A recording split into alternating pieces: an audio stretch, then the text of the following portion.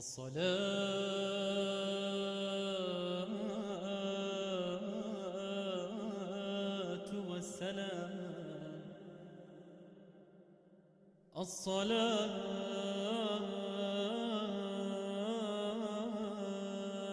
والسلام عليك يا سيدي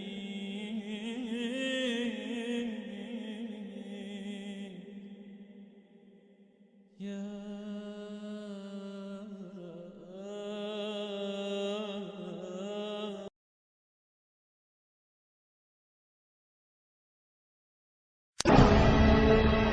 If I do not seek to understand what's happening here, then I've got peanuts in my head.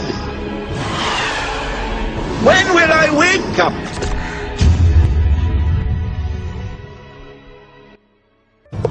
A word for the so-called mujahideen who waged the struggle against Gaddafi.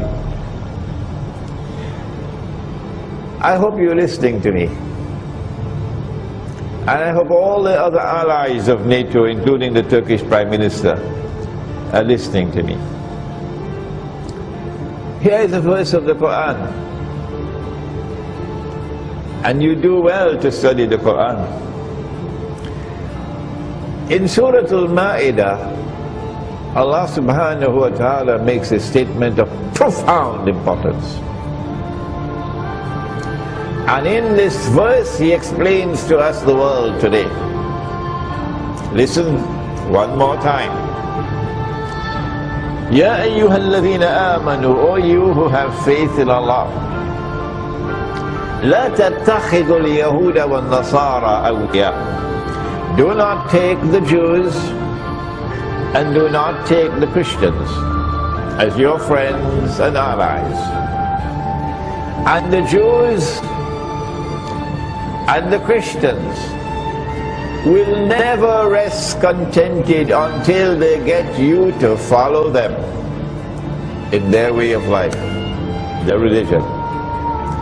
Is Allah speaking about all Jews? And is He speaking about all Christians? We dismiss the nonsense that He's speaking about all Jews and He's speaking about all Christians. No. Which Jews and which Christians is He speaking about?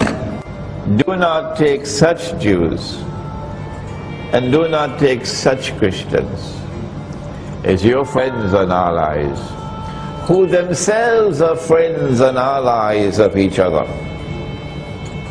as has happened in Europe. Allah is saying, these are the Jews and these are the Christians with whom I am prohibiting you from maintaining friendly ties and becoming their allies.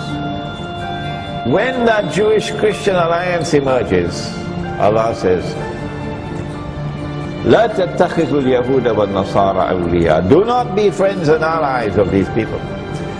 وَمَنْ يَتَوَلَّهُمْ مِنْكُمْ فَإِنَّهُ مِنْهُمْ, says Allah. Whoever turns to them for friendship and alliance, as Saudi Arabia has done, as Turkey has done, a member of NATO, as the elite in Pakistan have done, as the elite in Egypt have done, as Jordan have done. Whosoever turns to them for friendship and alliance, فَإِنَّهُ مِنْهُمْ, Allah says in the Quran, you've lost your Islam. You've lost your Islam. You now belong to them. And what did they do in Libya? These brothers of ours who were taken for a ride, who had eyes and yet could not see, they joined the alliance with NATO. They called for NATO to come and bomb.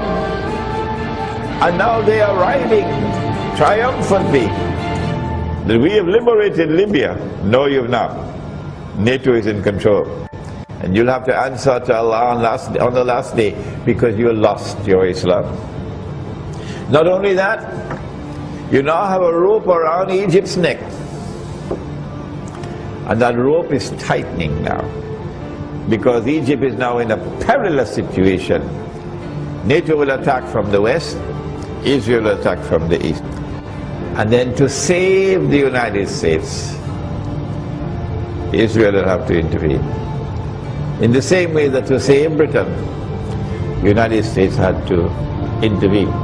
Iran is going to suffer serious consequences if their regime change in Syria. Iran will be isolated. The attack on Iran is pre-planned. I don't think it's because they want to simply destroy the nuclear plants in Iran.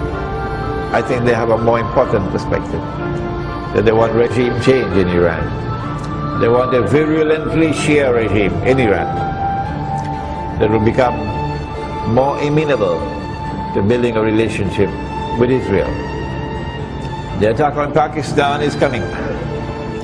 And when the attack on Pakistan takes place, it will be for the purpose of destroying Pakistan's nuclear plants and dismantling Pakistan's nuclear weapons. Israel cannot launch a big wars when Muslims have a weapon that they can use effectively against Israel. It follows, therefore, that perhaps the first attack will be Pakistan. Given the support that the Pakistan government and the Pakistan armed forces, I don't know why Pakistanis should be annoyed with me for this. This is facts.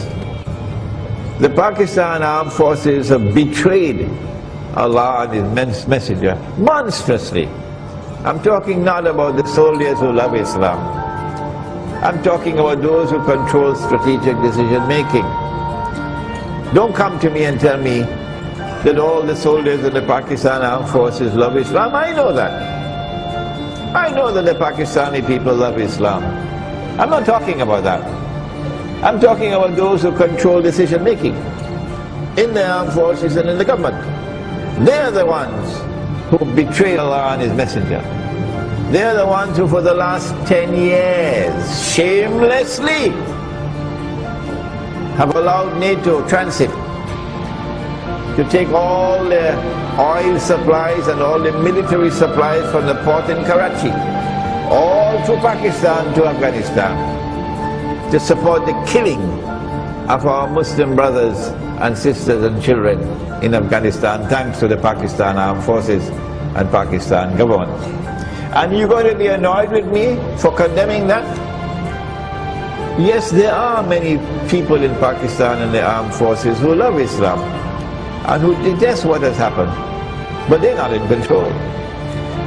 These events are coming, and it is time for the ulama to return to the Quran.